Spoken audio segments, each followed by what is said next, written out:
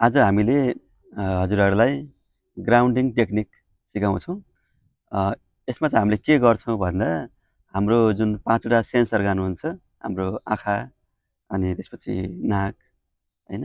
अनि टेस्ट हाम्रो जिब्रो र हाम्रो चाहिँ सुँघ्ने स्मेल, हाम्रो नाकले सुँघ्ने र हाम्रो कानले सुन्ने, यो जुन 5 वटा सेन्स अर्गान हुन्छ, यसलाई चाहिँ हामीले एक्टिभेट गर्न र सेन्सिटाइज गर्नको लागि हामी एउटा एक्सर्साइज गर्छौँ, जसले गर्दा हाम्रो स्ट्रेसहरूलाई कम गर्नको लागि सहयोग मिल्छ र हामीलाई पनि यो जुन भिडभाड हो हल्ला अनि हाम्रो जुन स्ट्रेसहरूले हामीलाई जुन रुमालेको हुन्छ त्यसलाई एकछिन बिर्सिएर हामी आफूलाई चाहिँ एक्टिभेट गर्नको लागि सहयोग गर्छ।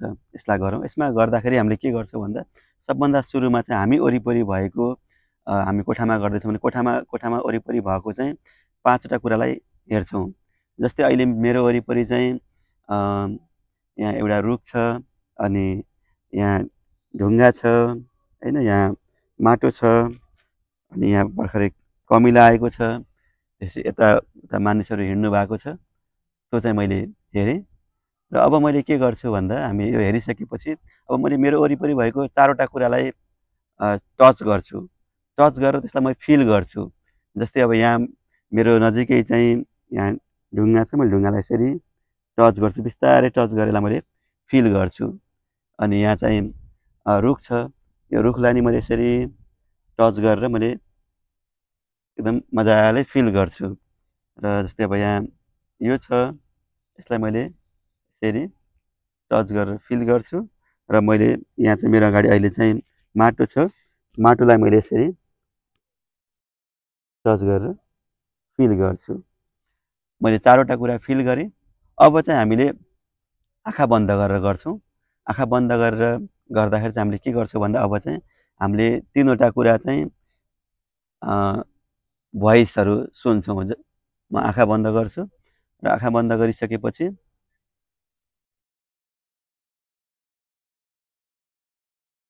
मैले अहिले आँखा बन्द गर्दै गर्दा यो हावालाई सुनिरहेको छु।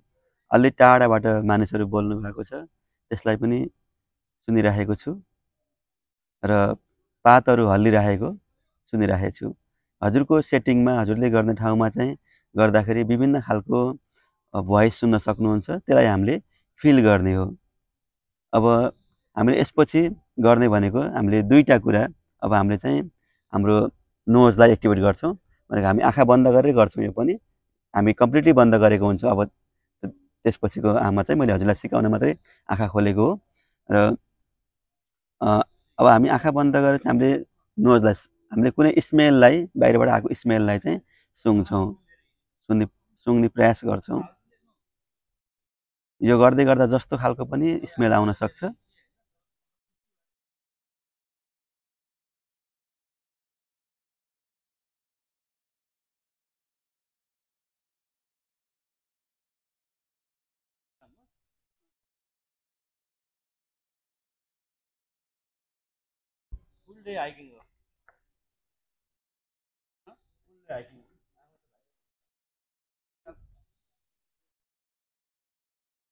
स्मेल आउनको लागि चाहिँ अलि स्मेल सुँघ्नको लागि अलिक समय लाग्ने हुनसक्छ। त्यसले गर्दा मैले धेरै समय लिएँ स्मेलको लागि चाहिँ। र स्मेल तपाईँले 2टा स्मेल सुँघ्नु सक्नुहुन्छ। र टेस्टको लागि हामी के गरौँ भन्दा हामीले टेस्ट सम्झिनको लागि चाहिँ हजुरलाई मनपर्ने कुनै एउटा फलफुल अथवा खानालाई सम्झनुहोस् र त्यसपछि त्यो खाएको पनि सम्झनुहोस् र टेस्टलाई अनुभव गर्नुहोस् र घुटुक्क थुक निल्नुहोस्। हजुरले यो एक्सर्साइज गर्दै गर्दाखेरि फरक फरक दिनमा फरक फरक कुराहरूलाई कल्पना गर्न सक्नुहुन्छ र त्यो टेस्ट पनि हजुरले कहिलेकाहीँ आफूलाई मनपर्ने फलफुल सम्झिँदा पनि भयो, अथवा अरू कुनै फलफुल सम्झिँदा पनि भयो, जसले गर्दा हाम्रो चाहिँ 5 वटा इन्द्रियहरू, जस हामीले सेन्स अर्गान भन्छौँ, यिनीहरू एक्टिभेट हुन्छ र हामीलाई चाहिँ यो एक्सर्साइज गरिसकेपछि हामीलाई प्रेजेन्ट अवस्थामा लिएर आउँछ। भनेको हामी के हौँ, के छौँ अहिले र कहाँ छौँ भन्ने कुराको भाव गराउँछ। यसले गर्दा हामीलाई स्ट्रेस कम गर्न सहयोग मिल्छ र हाम्रो दैनिक दिनचर्या अगाडि बढाउन पनि इजी हुन्छ। सकेसम्म बिहानमा गरेको एकदमै बेस्ट। हस् त, धन्यवाद।